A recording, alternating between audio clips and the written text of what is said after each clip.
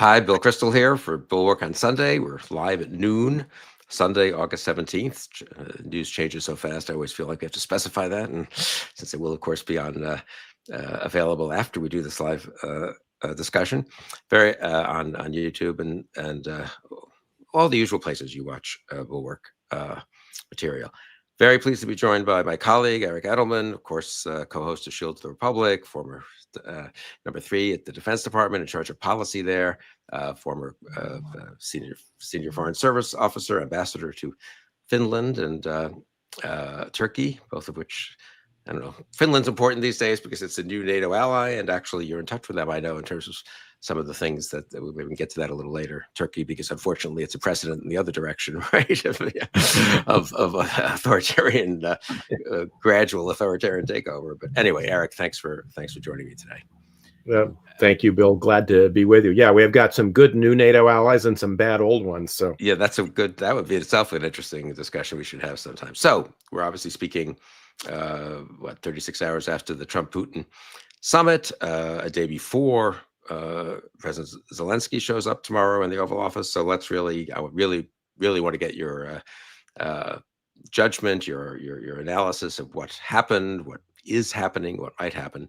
So, I mean, I guess the two lines I've seen are, no one really thinks it was a great success for President Trump, but there's a certain kind of didn't matter, nothing burger, in effect, don't worry too much about it analysis. I say that's coming from various people.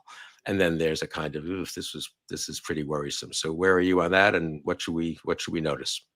Yeah, so I don't think it was a nothing burger. I mean, I think it was sort of more like an emetic, as former Prime Minister Boris Johnson, who was once touted as the populist British answer to Donald Trump, who said that the summit was the most vomit-inducing event in the entire tawdry history of international affairs. Now, someone pointed out to me that he did not get honors at Oxford in history. He was a classicist, so maybe he's not really doing justice to some of the really terrible diplomatic events. But Elliot Cohen and I, my co-host on Shield of the Republic, used to team teach a course called Diplomatic Disasters, and I would say the more we find out about this, the more that this kind of qualifies. Yeah, that's Boris Johnson. The British are so good at these, right? Formulations and gripping analogies or whatever. It's not really an analogy or metaphor, whatever that is, an expression of disgust. Yeah, well, that's okay. So why? I mean, I guess you told me before we were chatting this morning that there's a sort of optics side to these summits, and then there's substance side. They're of course related, though. So tell me why the more you learn. I mean, well, let me just watching it in real time, what struck you, and this is probably more the optics, since you didn't know yet what had happened. Yeah. Right. So what I was trying to suggest when we spoke earlier is that there's a performance art quality to summits. There is an optical public display element of the summit, and that's why these things normally are prepared quite carefully and with lots of involvement by subject matter experts and people knowledgeable in both the language and customs of the other country, which was absent here.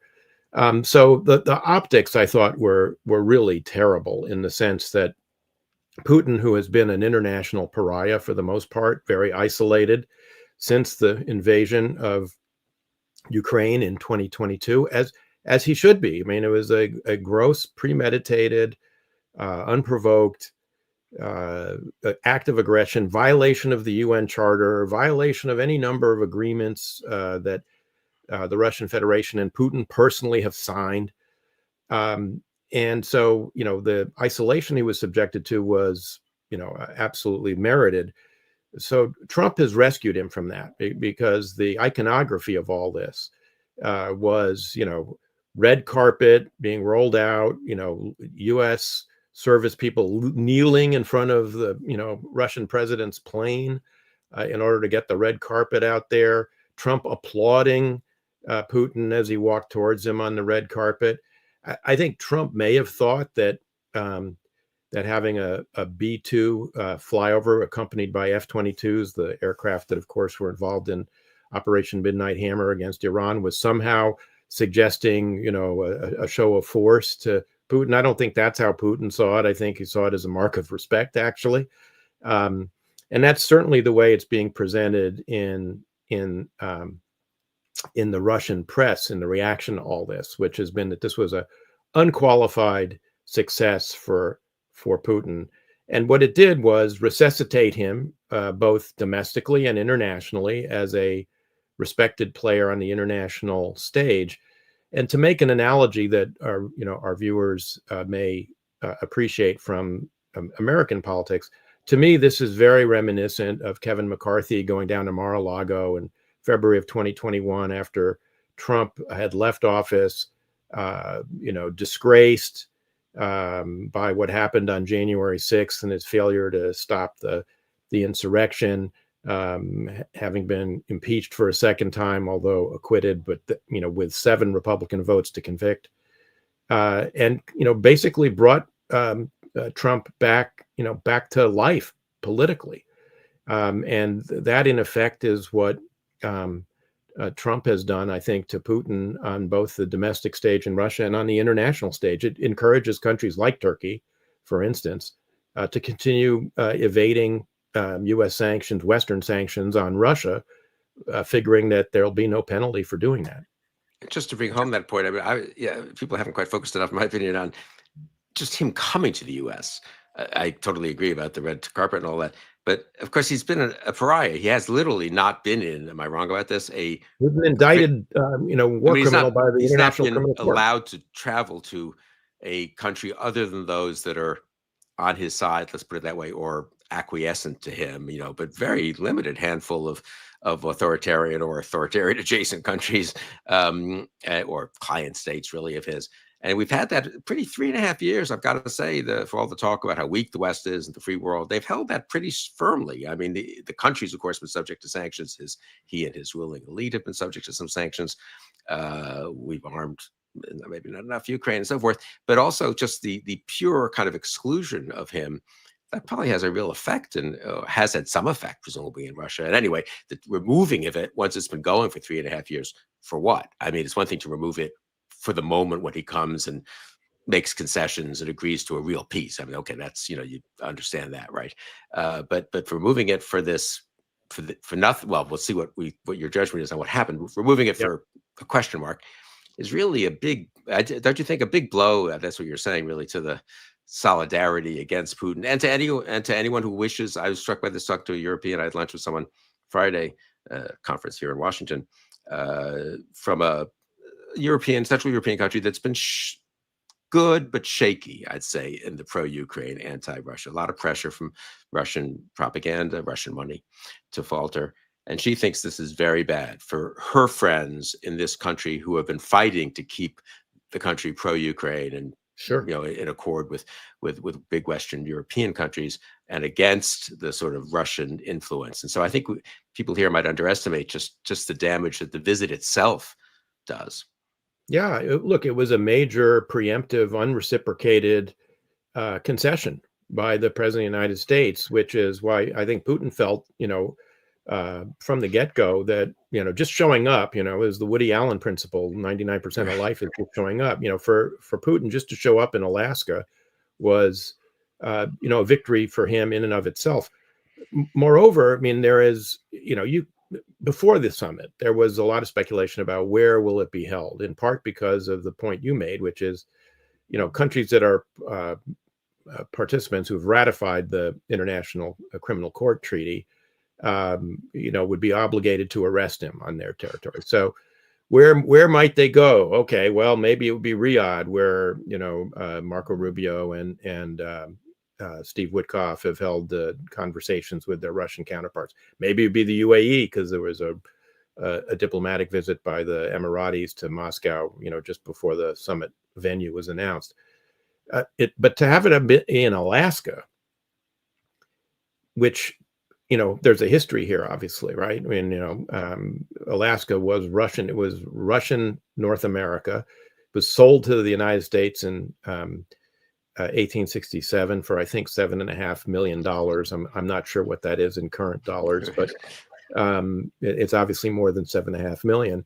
But there's a standing Russian grievance that the Russians were taken advantage of by the rapacious, greedy Americans. And I mean, there are billboards up in Russia that say Alaska Nasha, which means Alaska's ours. We're going to get it back. And in some in some symbolic sense, they did. At this summit. So I think people sometimes say, well, that's the optics, but let's get to substance. But I guess I think one point you're really making effectively is the optics are substance in some ways and have real world effects. And so, but anyway, then they met. You followed it closely in real time and have read a ton about it. And you've been involved in planning these kinds of meetings and being briefing and debriefing on them and so forth, and at all kinds of levels, both as an ambassador and as director for policy at the undersecretary of policy at the Defense Department. And so give us your readout of that substance so far as we can tell. Yeah. So I'll do that, but I want to quote something that Australian Major General retired Mick Ryan, who was a student of both Eliot Cohen's and mine at Johns Hopkins, and is a very capable student of military history and of the future of warfare. Has written several books about it, including a book about the war in Ukraine that's quite good. He quoted in his Substack today a former colleague of mine in graduate school, a very good military historian, the late Wick Murray, in his book on adaptation in war, in which he said it's, quote, more important to make correct decisions at the political and strategic level than at the operational and tactical level. Mistakes in operations and tactics can be corrected, but political and strategy mistakes live forever. So I think that's important because clearly what we were talking about here is, political and strategy decisions kind of at the highest level and at a summit. And there, I think what you saw was, by his own metric, the president, failed abjectly here. But if we kind of dial back to before Friday, the president was saying that if there wasn't a ceasefire declared, he would be very disappointed. And that there would be, when asked on Air Force One going to Alaska, will there be consequences? Yes, there'll be very severe consequences. So what happened? Putin came in, and this is where kind of the iconography and the choreography of summits bleeds into substance. Putin apparently spoke at length in the summit, and they then canceled all the other events. There was meant to be a larger group lunch with the economic ministers who attended, Lutnick and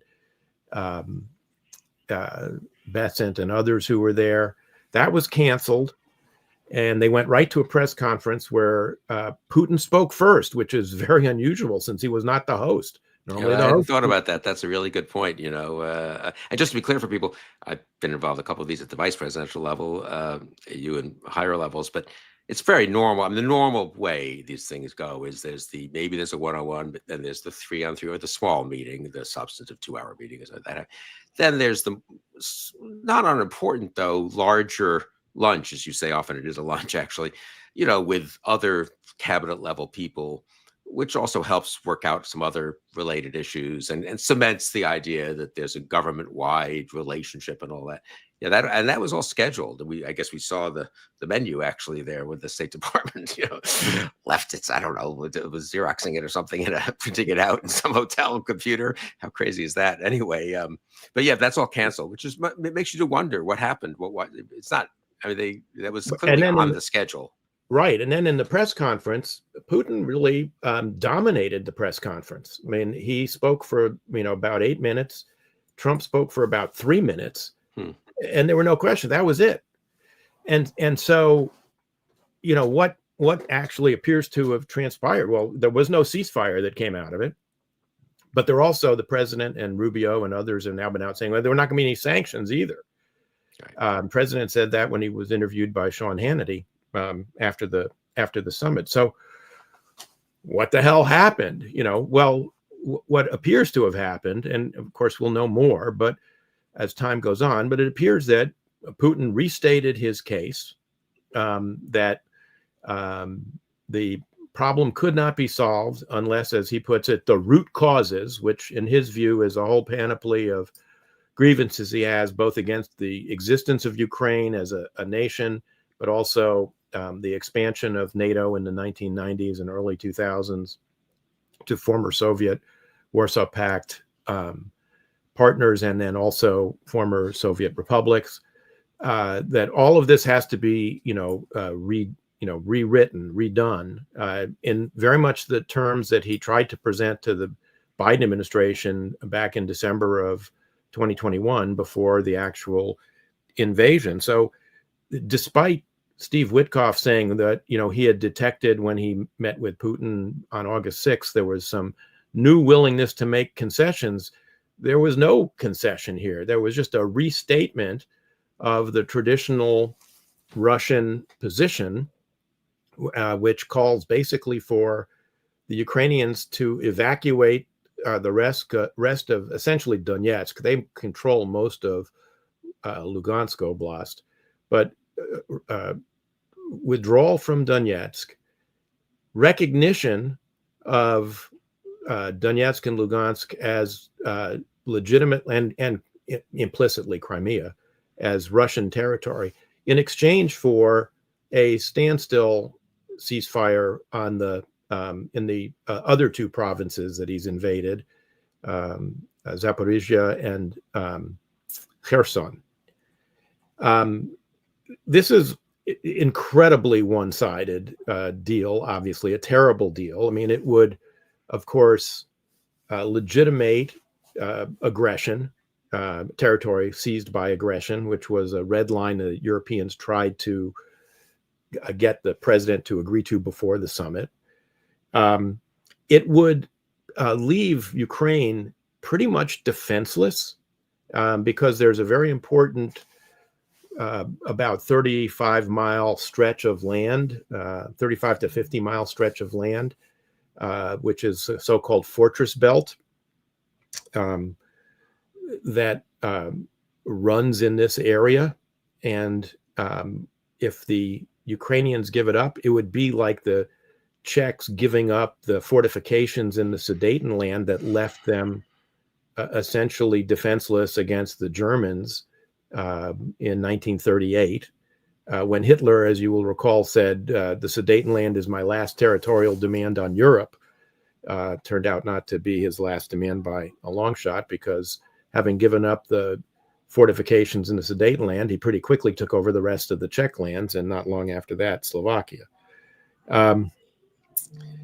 So it would be an incredibly bad deal. Well, what persuaded Trump, to give up on, I want a ceasefire? Well, according to some pretty well-informed Russians, Putin reminded Trump that Russia's a nuclear power, and he kind of rattled the cage with his nuclear saber rattling, which he used to great effect, of course, against the Biden administration. And we know that Trump is very, very susceptible to this, because he talks about the nuclear all the time. Nuclear is the most destructive, as he likes to say. And Putin also basically appeared to have said to Trump that, look, we're going to win this territory anyway, because we're a big country and Ukraine's a small country, and they're not really even a country. So, and this appeared to have essentially persuaded Trump. There's very little evidence that there was any pushback by Trump against any of this. Now, the reality is, as the UK Ministry of Defense helpfully posted this morning, the reality is that if the Russians were to proceed at the same rate of advance that they have over the last 18 months, it would take them 4.4 years and another 1.9 million casualties, in addition to the well over 1 million casualties they've already sustained, to accomplish that. Given all the weaknesses of the Russian economy and the opportunity we have to weaken them further with further sanctions, the idea that this is actually that easily winnable by the Russians. I mean, yes, if we roll over and we make the Ukrainians roll over, the Russians will win. But it's not a done deal by any stretch of the imagination. So from my point of view, Trump failed on his own terms. And this appears to have been what I would describe as a diplomatic route, a unilateral withdrawal by the American negotiating team from the positions that they had staked out before the summit. Yeah, that's very helpful, if depressing. I mean, very clear. Some of the coverage is just, you really put it in, I think, very helpful perspective, and as I say, with great clarity. The other thing that seems to have happened, just judging from Trump's 3 or 4 minutes of remarks, is that Trump at least says that Putin said to him, didn't Trump say this, that Trump won the election in 2020 fair and square, but if only their mail ballots are very untrustworthy. Putin's an expert on election, on fair elections and how to conduct them and what kind of ballots work best. I mean, not manipulated at all. The idea that Trump could quote that, with the U.S. president could quote that with a straight face, with Putin standing next to him, you can't make it up, but I mean, because it happened. But but I do think he also flattered Trump in that way, that he allowed Trump presumably to cite Putin, as if that means anything, but maybe it does to Trump, on behalf of Trump's false claim that the election was stolen in 2020. Yes, so it's even worse than that, Bill, because Okay.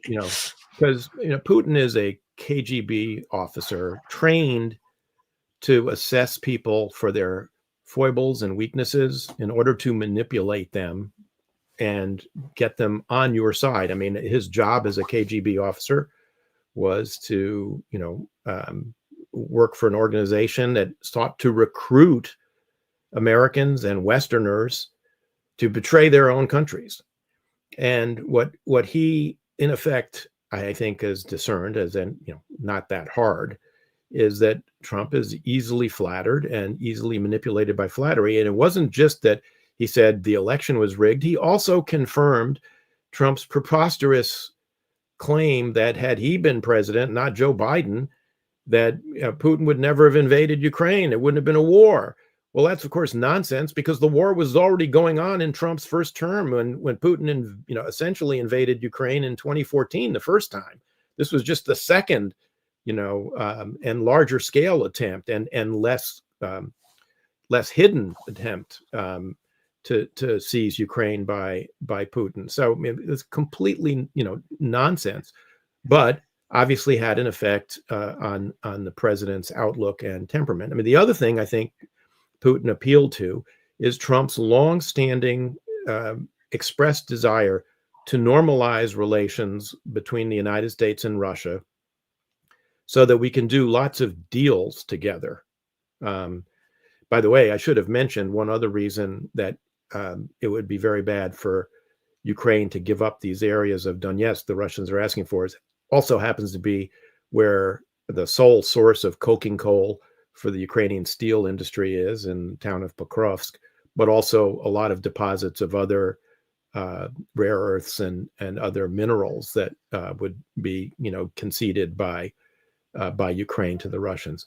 But I mean, I think Trump has been bewitched by this notion that there are these great deals to be done with Russia, even though our trade with Russia is minimal. And I don't think most serious analysts of Russia or the Russian economy believe there's a lot of, great ventures to be worked out with the Russians, given the lack of rule of law in Russia and the problems American investors have had there.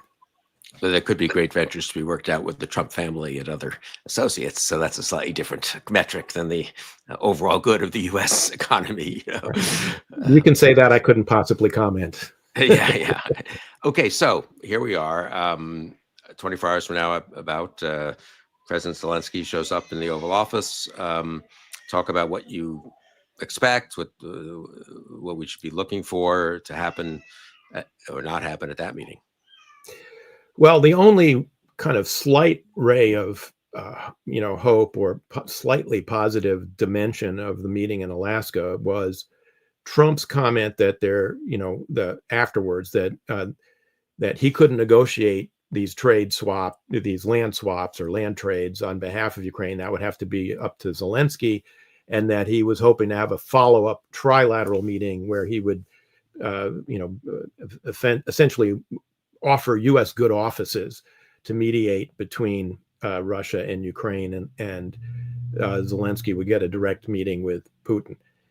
And that, purportedly was going to be the subject of the meeting in Washington tomorrow in the Oval Office. Now, the other piece of this was the alleged willingness now of Russia to countenance the idea of Western security guarantees of some sort for Ukraine.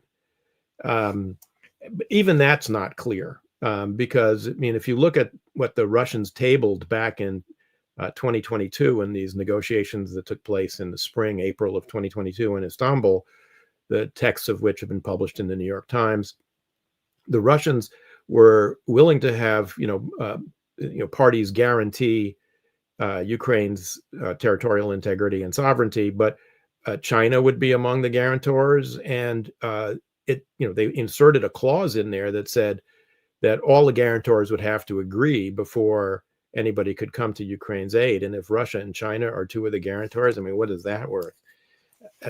Steve Witkoff was on the Sunday shows today talking about, oh, this is a big concession by the Russians, and it's Article 5-like guarantees. I don't even think he understands what Article 5 means. It's essentially the same guarantee that NATO countries have. It would have to be ratified by a treaty by the U.S. Senate that would say we're going to go to war with Russia if Russia reinvades Ukraine. It's hard to imagine Trump agreeing to that in the future, but we'll see. But in addition, putting aside the Article 5 piece of it, Witkoff was saying that the Russians were willing to codify this in Russian law, make it part of the Constitution or the law of the land in Russia. Russia has signed any number of treaties, including in 2003, one that Putin signed personally with Ukraine, that they've violated. So why would this written guarantee be worth anything more than the others that have been serially violated by Putin? It's hard to imagine. What do you make of the European leaders joining in the meeting tomorrow? I guess they sort of invited themselves, or that's pretty striking, isn't it? Who's coming? I think you've. It's essentially the same group that sent a letter or issued a joint statement and then delivered it essentially to Trump before the summit on the Wednesday before the Friday summit. It is French President Macron, UK Prime Minister Keir Starmer, Italian Prime Minister Giorgia Meloni, the President of the European Commission Ursula von der Leyen, the President of Finland Alexander Stubb, and the Chancellor of Germany Friedrich Merz. So it's a pretty high-powered group coming.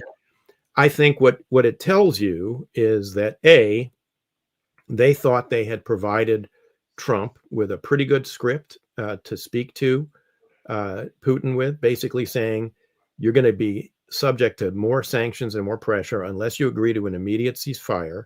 That should be the beginning, not the end of negotiations. That we're not going to agree to, any kind of territorial changes that legitimate the use of force to change borders, which is a violation of the UN Charter, any number of pan-European agreements that Russia has signed on to, by the way, and that they were troubled by the ease with which Putin was able to get Trump to flip that script. And the degree to which they think that what's happened is not just a danger to Ukraine, but a danger to them and to European security. And I think the people who feel this most keenly are the Nordic Baltic states. And I think that's the reason why President Stubb is coming, in addition to the fact that as a very good golfer, having been a varsity golfer at Furman University in South Carolina, he has struck up a pretty good relationship with Trump and forged on the golf course along with Lindsey Graham and some other who played with Trump. So I think they are trying to convey the seriousness of the threat that this represents to European security in their view, as well as not wanting to see a repeat of what happened on February 28th when Zelensky was last in the Oval, where Vance and Trump engaged in this sort of beatdown of Zelensky before canceling the lunch and kicking him out of the White House. I think they want to prevent a repeat of that. I mean, you and I both, though you would work for longer and at a higher level, spent so many years trying to get Europeans to be as tough as America, to sort of join us in being tougher, first on the Soviet Union and then on other areas in the world, other interventions, and ranging from ones in Europe itself, the Balkans, to obviously to the Middle East. And here we are hoping the Europeans can toughen up Trump enough to prevent a true disaster, even though it's not as if the sanctions, which have been pending for months, and Lindsey Graham, they're always about to happen, have not happened and don't seem to be any closer to happening at all. Maybe the opposite, further from happening. Like Lucy in the football. Yeah, and even though the arms for Ukraine, which seem not to be on the table, which they really are going to start needing, the Europeans are doing quite a lot. It is kind of amazing to see as I say, it's good that the Europeans have stepped up. They see the threat more clearly. They have decent leaders, I would say, actually, in terms of this issue at least, and the set of issues. But also they see it so closely, right? Russia's right there, and the Balts and the Nordics can educate some of the ones who are a little further away, whereas Trump is not very open to being educated much about this. Well, Churchill famously said that appeasement is the theory that if you keep feeding the alligator, he will eat you last. And the Europeans, I think, have very much taken that to heart.